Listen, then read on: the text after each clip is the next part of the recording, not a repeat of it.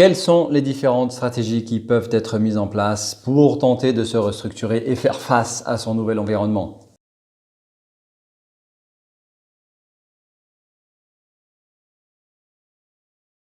Bonjour à tous, là Yash El Amrani, expert comptable spécialisé dans la profession réglementée du droit. Nous poursuivons notre série sur les restructurations. Nous allons essayer de déployer quelques-unes des stratégies possibles. Évidemment, il y en a pléthore. Entre également dans le volet stratégique la communication. Certaines professions réglementées n'ont pas le droit de démarcher. Cette restriction permet la sollicitation personnalisée. Alors on peut se référer au texte qui donne une définition de la sollicitation personnalisée, notamment pour les avocats, qui précise que si celle-ci procure une information sincère sur la nature des prestations de services proposées et si leur mise en œuvre respecte les principes essentiels de la profession, elles doivent exclure tout élément comparatif ou dénigrant. Cela n'empêche évidemment pas la communication via un site internet ou le réseautage via des réseaux sociaux. La stratégie de communication permet évidemment, une fois qu'on a le savoir-faire, de le faire savoir. Formule facile, je vous l'accorde, mais tellement vrai au demeurant. Plus on a notre entourage, proche ou moins proche, plus les clients potentiels savent que nous existons et que nous maîtrisons notre activité qui correspond à leurs besoins, évidemment, plus nous serons aptes à être sollicités. Ce réseautage via les réseaux sociaux également, tout le monde a des réseaux, mais très peu de gens les utilisent de manière optimale. Il y a un vrai potentiel à développer sur les réseaux sociaux, tout en respectant évidemment cette interdiction qui est faite à la plupart des professions réglementées du droit et du chiffre de ne pas faire de démarchage. Un mot sur les stratégies de création, notamment pour tous ceux qui s'installent en zone d'installation libre. Évidemment, l'un des premiers critères sur lesquels il va convenir de s'arrêter, c'est le local et son emplacement.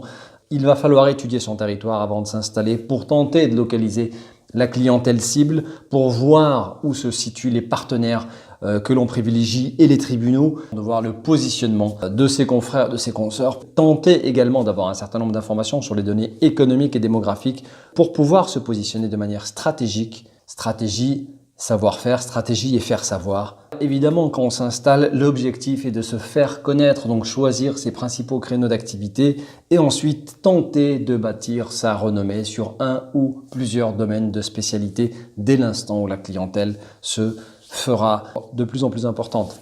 Même si on reste des généralistes, plus on aura de domaines de spécialité et plus on sera reconnu pour son haut niveau d'expertise et plus on sera apte à accueillir des clients de plus en plus importants.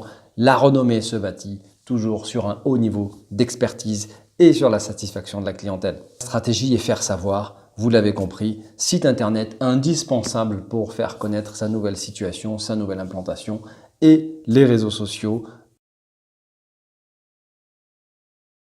Entre dans la stratégie, évidemment, la stratégie de contrôle pour pouvoir rester maître de son outil de production, notamment quand on se rapproche d'autres études. Si jamais 2, 3, 4 études se rapprochent et créent un groupe, on peut se retrouver très rapidement une dizaine, voire une quinzaine d'associés. Comment je garde le contrôle de ma structure ?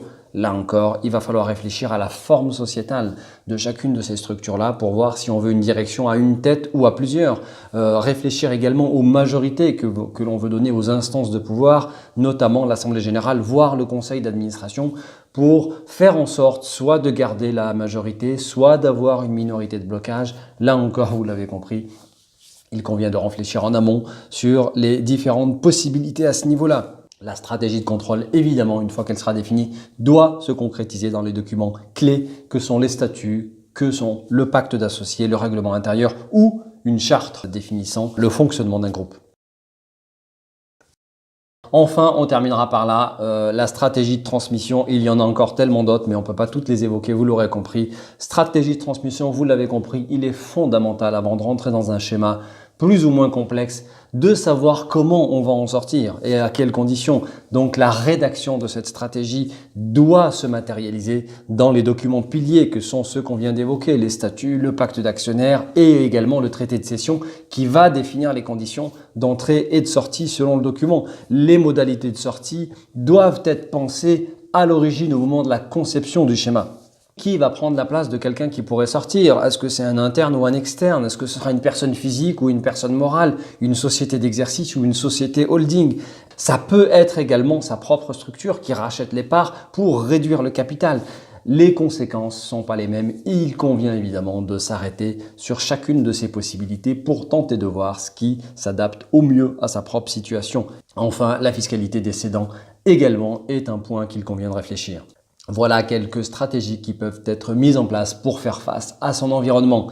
Je vous remercie et je vous dis à très bientôt. Au revoir.